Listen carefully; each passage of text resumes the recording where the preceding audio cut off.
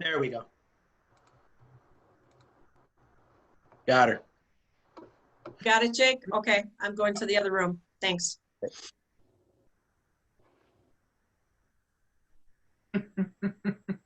Okay, Jake, I think you're the host on this one, so. I am. Okay. Well, in that case, I think you probably know me and Ross by now, most of you. But I'm Jake Tim from Oshkosh Media. Ross is from Elk Grove. So we're talking about a primer on how to get on OTT platforms utilizing various manufacturers' equipment and how to build your own. So I believe, Ross, you're the one with the experience on going your own way on this. So I can talk a little bit about what our experience was like. And you've heard a lot of the exhibitors also now at this point talk about how they're offering this service and what it means and how it all works. But to give you an idea of how the process was for us, in 2017, we contracted with Teleview to replace the equipment in our master control area. And at that time, they were offering development of a Roku and Apple TV channel. And we took them up on that. And from there, we passed along some text info and some branding info to the CMS that Teleview provides. And they kind of handled the development of it for us. And it was really well received. We did a rollout with it where our friends group provided a couple of Roku sticks that we did as a giveaway on Facebook, just kind of as a promotional effort to say we now have a Roku channel, but then also to give people the device so they could watch us. And we got a pretty big reaction when we did that folks who live in the outlying townships around the city of Oshkosh could now watch us again, because the town of Algoma, which is the biggest community right outside of the city limits, ended their contract to carry Oshkosh Media programming on their little PEG channel that they have. It's not even a PEG channel. I think it's just a bulletin board at this point. But folks would come in and ask us, how can I watch you in Black Wolf or in Nakaimai or in Algoma, all the little townships around? And we would tell them, there's really not a great way for you to do it. But now with pretty much everybody having at least one streaming stick of some kind in their home, we're now able to provide that live and in HD streaming in their homes. We added Apple TV shortly after, and then also went on to add Amazon Fire Stick, which puts us on the 3 most popular ones that we've encountered here in our market. For us, it was pretty painless. We rolled the cost for the first 2, Apple TV and Roku, into the capital costs of the project for master control. And then the third one, Amazon Fire TV, which came later, that Teleview now offers development of, wound up our friends board covered the cost of that. I know there are different models set up through different vendors, so I can only speak to the costs that we incurred with Teleview, but it was a one-time cost. I think it was like around $1,500 to $2,000 per platform. And we are already sending our live streams to Teleview because they house our live streams that are on our website. So they're just using the same feed. They just pass that on to the 3 platforms. It's really somewhat hands-off for us. So it's worked well. We've got a really good reaction out of it. Folks love it. And one application of it that I didn't really anticipate was, so we've had some government meetings that have been held at our convention center or at other big venues where council has wanted to provide the ability for folks to come but be socially distant. And we've had overflow rooms in those areas. And save for a cable feed in those buildings, in the past, we would not have been able to provide a live feed of the meeting to some of those overflow rooms. But now I bring a Roku stick along, I plug it into an HDMI port on a TV, I hook up to the Wi-Fi, I go to our app on Roku, and I pop it up, and there we are in HD. And the folks who are in a room down the hall can be watching as we try to keep everybody distant. So that's the process that we kind of went through. So Ross, I don't know if you want to give some background on how it goes developing your own. Sure. I'll once again, I have one more. I promise this is the last PowerPoint I'm going to show anybody during this conference. So here we go.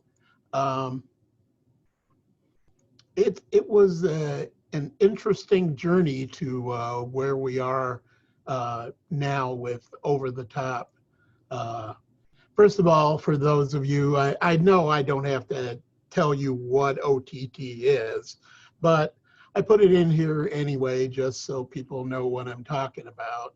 Obviously, I'm talking about things like Roku and Apple TV, Fire, Amazon Fire, Google Chromecast, and there are plenty of third-party ones out there too. Yesterday, I went on eBay just to see what was out there, and I was amazed at all the different types of, a lot of them were Chinese companies that had streaming devices. So there's a zillion ways you can do this. Of course, the reason we did it and why anybody should do it is because, as I talked about in the live streaming situation, your audience is fragmenting. They're watching less video through broadcast cable and satellite and more through online websites on computers, tablets, mobile devices, and of course on the set-top boxes. So I think it's important to go where your audience can easily see you. Now, how did we do it? Well, the first thing I started to do, and this was, oh my God, this had to be 7 years ago. I started by trying to develop my own Roku channel. I got on the Roku developers platform, and I started writing all this stuff, and it was hard. You know, I'm not a code writing sort of guy, so it didn't really it really didn't go over that well. During that time, we got lucky, and our playback system provider decided to offer us a solution that would give us a Roku channel attached to our existing on-demand and live streaming site. So yay! I was able to stop developing a channel. Again, if that's something you want to do, if you're into that, go for it. But let me tell you something, if you're not versed in coding or things like that, it's going to be tough. Anyway, so we set up a Roku channel. They set up a Roku channel for us, and we were able to brand it and show what put backgrounds on our logo, and every time we added something new to the on-demand, it would automatically go up there, and plus a live feed of our channel. So it fit the bill pretty good until things got a little scary. And what happened is that our provider told us they didn't have enough demand from their customers to keep working on the development of Roku, and they'd be discontinuing their development of it. Our Roku channel is still there, and it is still showing the latest on our on-demand schedule and stuff. So that part hasn't changed. But, I had to think to myself, is this going to continue, or are they going to take it off? They did not take it off. Fortunately, it's still there. But I decided I needed to have some sort of a little backup. So my options were, I could go back to developing an OTT channel on my own. I'll tell you the truth, I really didn't want to do that. I could pay someone to develop a channel for me, which was not going to be cost effective. Switch to a different playback provider that would develop a channel for me. Personally, I've never had any problems with my provider. They've been great. You'll notice I'm not naming them, but if you email me privately, I'll tell you. I'd always had really good relations. I still have good relations with them. So it didn't seem prudent to redo my entire playback system just so I could have access to an OTT channel, at least at that time. So I went with number 4, which is to find an easier solution that would handle my needs, that somewhere that I could send my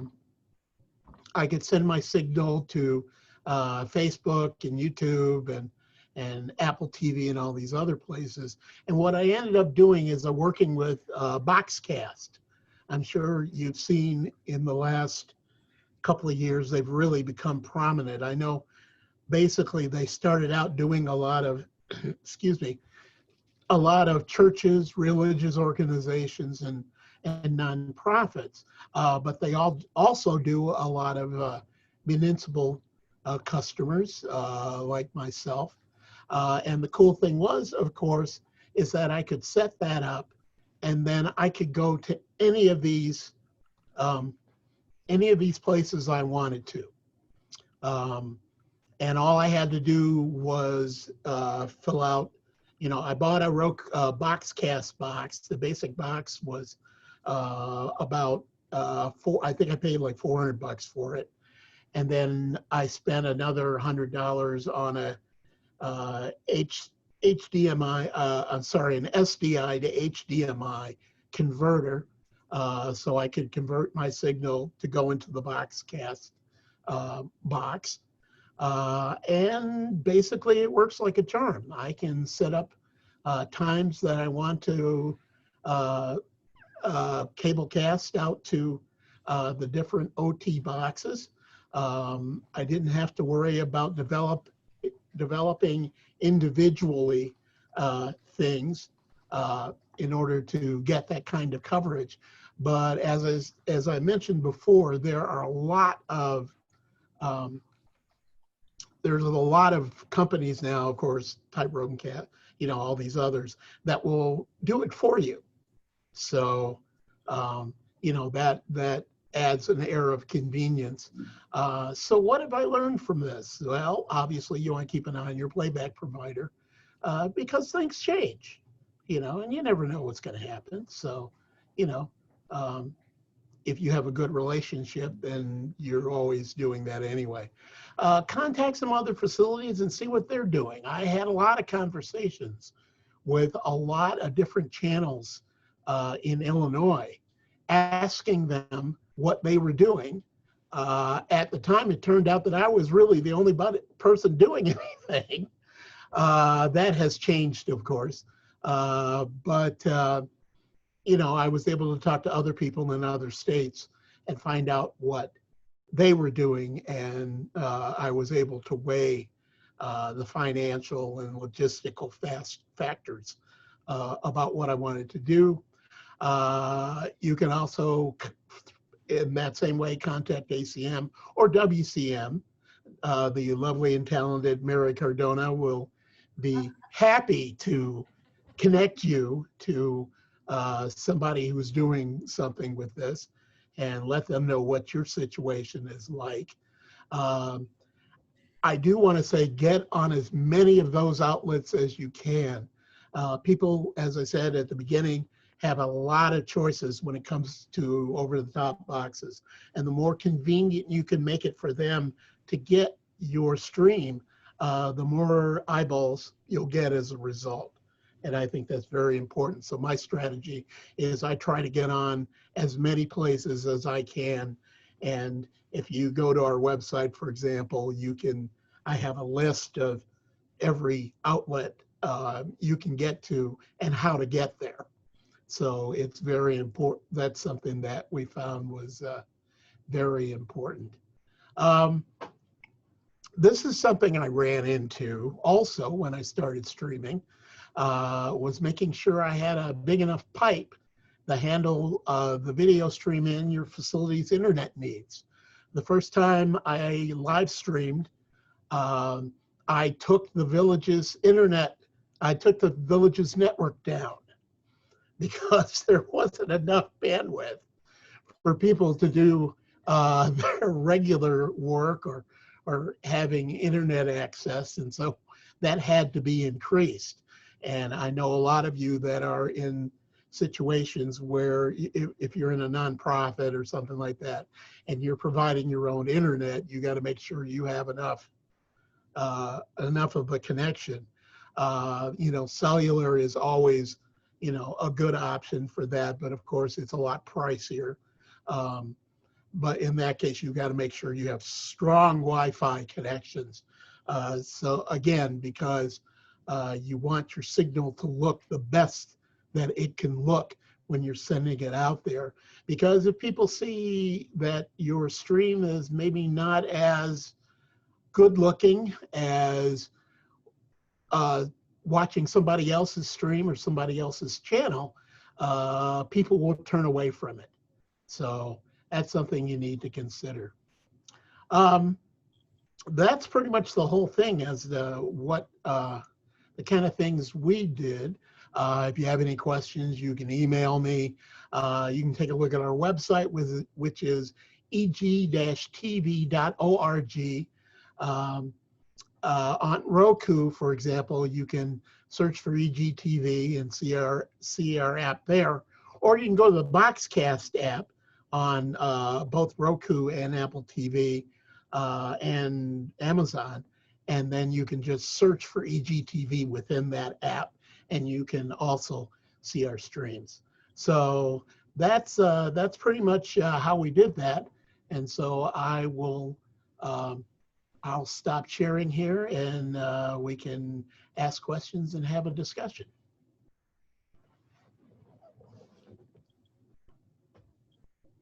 I did see a question from Greg for you, Ross, in the chat, and he asks, have you had any issues with the audio going ugly unless you power cycle your Boxcaster periodically? That has never happened. I should say it's never happened to me.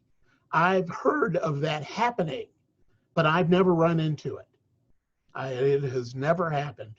My Boxcast has been solid. We go out of our playback server HDSDI into some Teradek encoders, and that's how we send out our signal to the web and to OTT platforms. And they run 24/7, and obviously, and there are times when they do need a power cycle. And I actually try to do those the morning of city council meetings. We typically have filler programming on through the evening, the late evening and into the late morning. But from noon to midnight, generally, we try to program as much local content as possible. So I'll try and power cycle my encoders the morning of a council meeting. That way, usually I'm pretty safe from any kind of lag or any kind of sound issues or anything else that might come along with that. And I think if you have the ability, and you heard Ross say buy as much as encoder as you can afford, a lot of encoders do now come with like a scheduled reboot feature where you can go into the interface and you can actually schedule them to reboot at 3 or 4 in the morning one night. So a very low chance that anybody's going to be affected with their viewing experience, but most of them also have an auto start feature. So if from a maintenance standpoint, just like anything else, sometimes stuff needs to be power cycled just to get you back to, baseline operating, and encoders or anything that you use are no different. I would definitely recommend going that route. Yeah, that's something I have to say. That's something that I haven't run into as of this point. Everything has been rock solid. So, I wish I could sympathize, but I can't. So there you go. Yeah, Randy. I'll just jump in on a technical note. We've been talking about it off and on in the other workshops, but from the encoder on, as you push that now encoded content over to a service, one of the big issues you want to look at is whether that service is asking you to push that stream to them or whether they're going to pull it with packets to a cloud service where it gets cached. The second scenario is what we use in our platform, but it's a really important distinction as you're looking at solutions. In the first scenario, if you're pushing content it's using local bandwidth on your end. If you're pulling the content, it tends not to, because it's using servers from all different places and picking packets when it needs to. Just a technical point. Okay. Thanks. Is there, yes, Mary? I'm a Luddite. I, don't know anything. So this is a really basic question. Okay. So I kind of get the idea that the box cast is this, you have your player, and then the box cast attaches to that, right? Right. And I can understand how this could go into like a YouTube scenario with video on demand choices and that kind of thing. How does this interact with Facebook? Exactly. I mean, like where Well, basically what you do is you attach, in the case of Facebook, you attach your Facebook account to Boxcast. And so when you go into the interface, it asks you, it gives you a pull down menu where it asks you okay. where you want to go. Okay. And then you attach you only have to do it once. You attach your Facebook account to that, to the Boxcast. So if you have, of course, you have to be administrator on your Facebook account. Right. But once you do that, then you attach it, and then you can schedule it. And then you have access to all of this. Right. And then RTMP, how do you, what is that used for? I understand it's a method for traversing the internet with video, but under what situations do you use that? Gee, I was hoping Randy was still around, because he can answer that a lot better than I could speak to the yeah, RTMP use case. Yeah. So there's two different ways to handle an RTMP transport. You can either send a video signal over the internet, or you can go and pull down a video signal from the internet. It's a very robust standard that's being used now in order to basically stream video over the internet. So if you're connecting to YouTube or Facebook, you're going to be pushing an RTMP signal into YouTube or Facebook, essentially. Okay. And that's what we used last night when we were setting up the stream. Yeah, I remember you guys talking about RTMP then. Okay. Yeah. All right. So it's basically the standard that most services are going to use to ingest the video from the viewers or from the producers. Got it. All right. Thank you. I'm going to share my screen again here for a moment, so you can see what, wait a minute. So you can see what I'm talking about with the Boxcast. Here we go. This is my dashboard in Boxcast. And you can see, for example, that I have several meetings coming up. The usual gives me a description. That's my Boxcast number. That's the serial number of the box that I'm using. It allows me to schedule it. And then when it comes to publish, okay, I have to reset that. For example, in destinations, these are all the different destinations that I can send my Boxcast to. In the case of Facebook, this is a park board meeting, so I send this to the park board. I send this to the park board Facebook account. So instead of appearing on my, it still appears on my channel, but then it also appears on their Facebook account as well. And so I can, so with that, So can you send to any number of Facebook accounts then? if I am given, I have to be given administrative permission.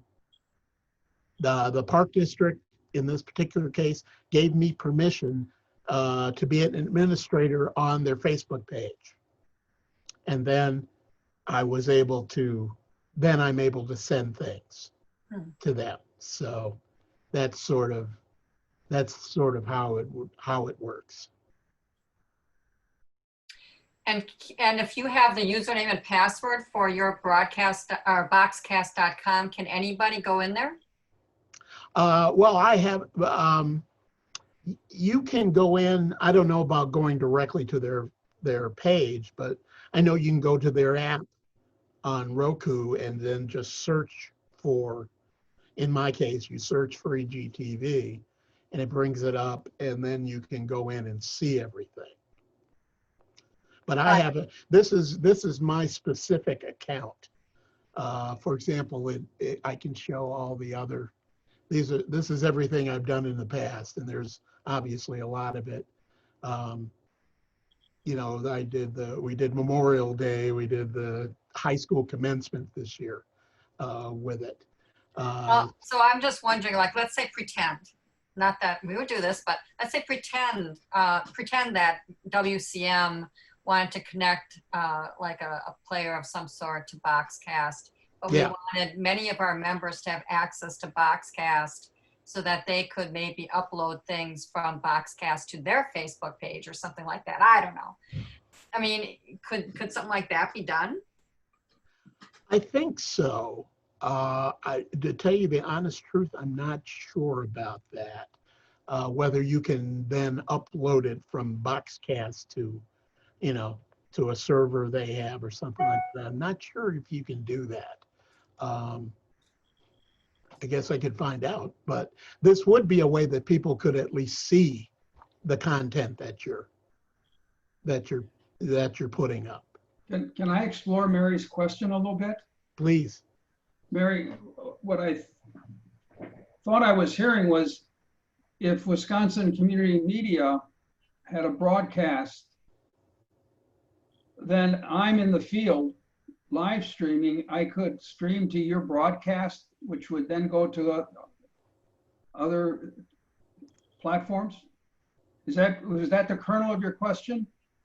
I wasn't really thinking about live streaming, but I was thinking about, let's say we're housing recordings and we wanted to push out a particular recording to several Facebook accounts, let's say several of our members. Let's say we had a community media day video or something like that. We want to push it out to 10 or 12 Facebook accounts. Could we do that if we had a Boxcast attached to some appropriate playback system or something that houses video? I think you'd wind up with having to give everyone admin access to change that Facebook account, and then any one person could hose the entire setup. So I don't think it's meant for what you're thinking of. So you couldn't have like several Facebook accounts and say, I want it to go to this one, this one, this one. I think the tool that would do that, Mary, would be something like Hootsuite, where the pages feature in Facebook itself, where you would need to have admin control of every one of those pages in order to post simultaneously to multiple pages. Does that make sense? Yeah, but let's say you did. Yeah.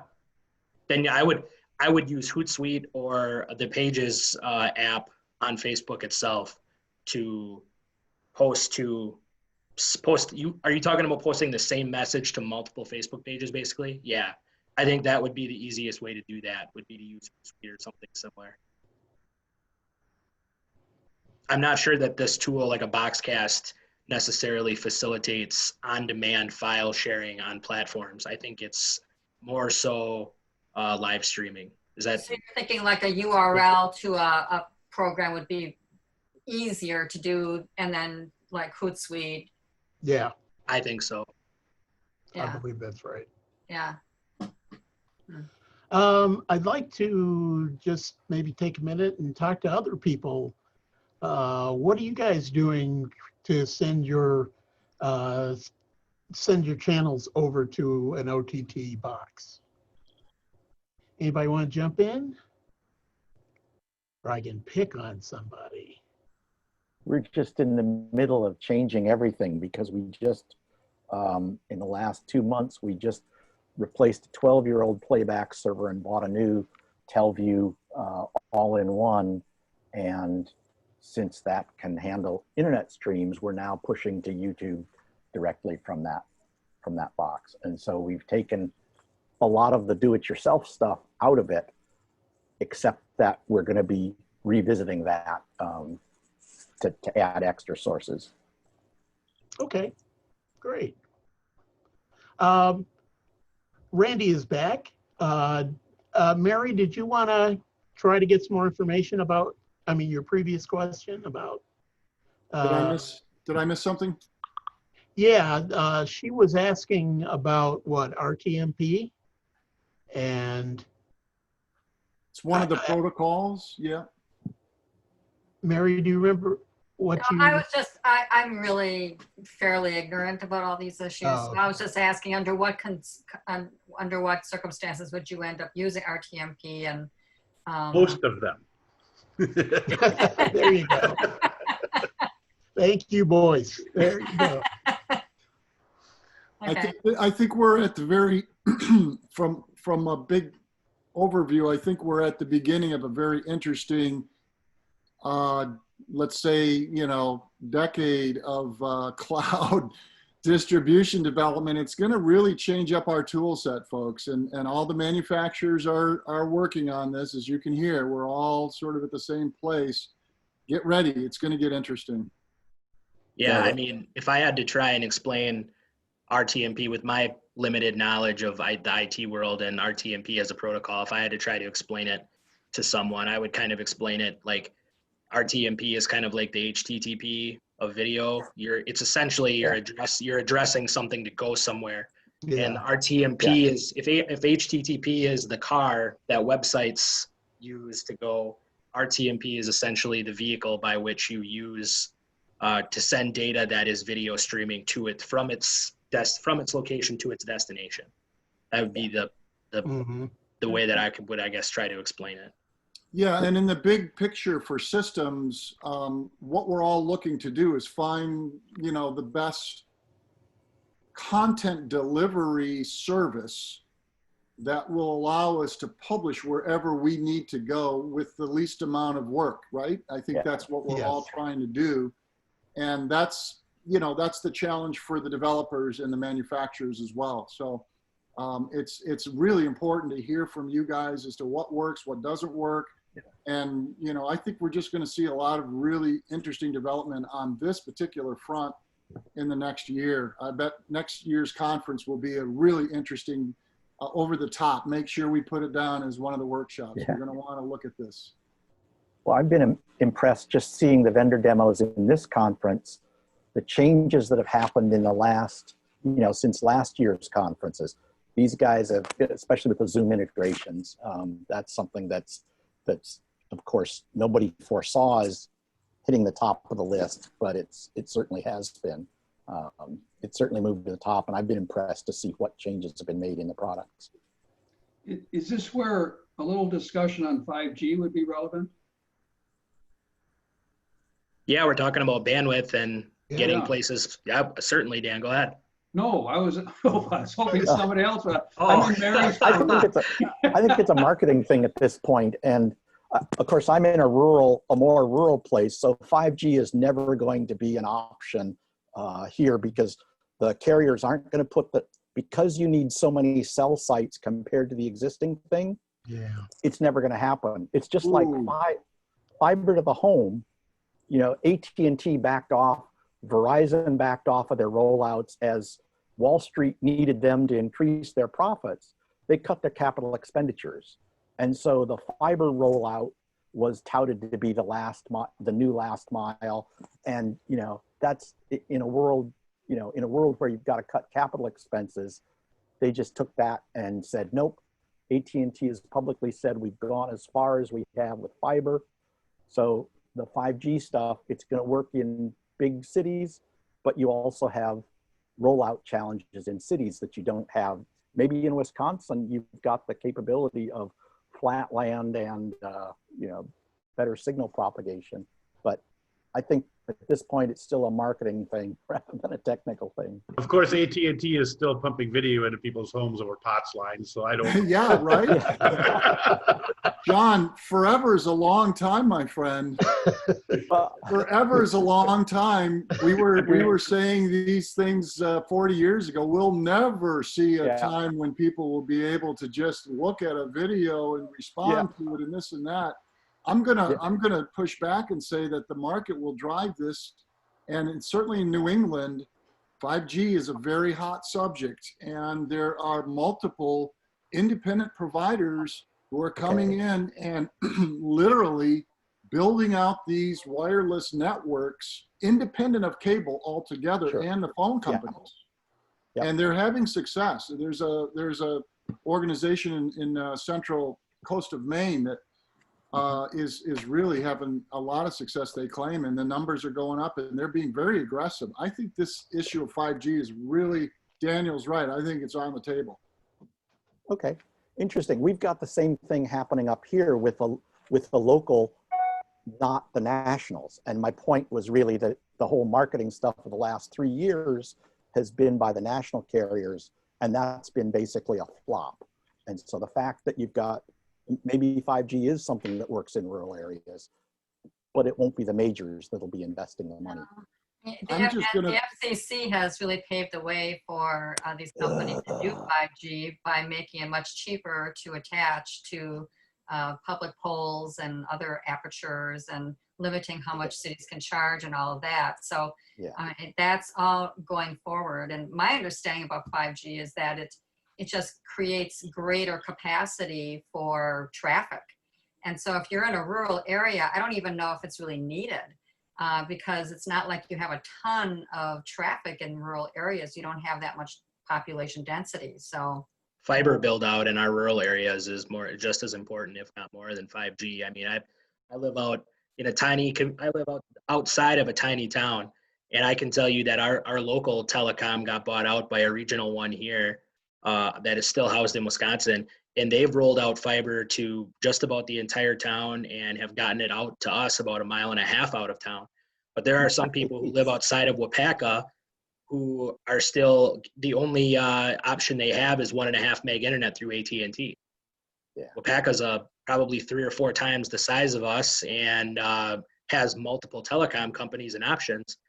But one of their subdivisions that is newly built with, $400,000 homes is forced to go with satellite internet or cellular because nobody's built out. So John, I understand what you're saying. I'm just going to jump in real quick. And as you saw in the message, we've only got a couple of minutes left. And I wanted to thank you for attending this session. Thank my partner in crime, Jake, and everybody else for their contributions. And now, I'm sorry, let me, I just wanted to say that I was in southwestern Wisconsin visiting a friend who's got like a little cabin out there. You couldn't even get cell service out there. No cell phone service. I mean, it was unbelievable. We were like cut off from the world. He had no landline, no cell. Last word, Daniel, why we're concerned about this is the 5G people aren't paying franchise fees, and yet they're using our local infrastructure. So this is the issue we all need to be on top of. Yep. Very good. Huge. Yeah, municipalities are getting no favors from that crowd at all. Yeah. Well, understand. So. Okay, bye everybody. I think we're gonna be whisked away. Bye. I think. Thank you, everybody. If that will be another 2 minutes.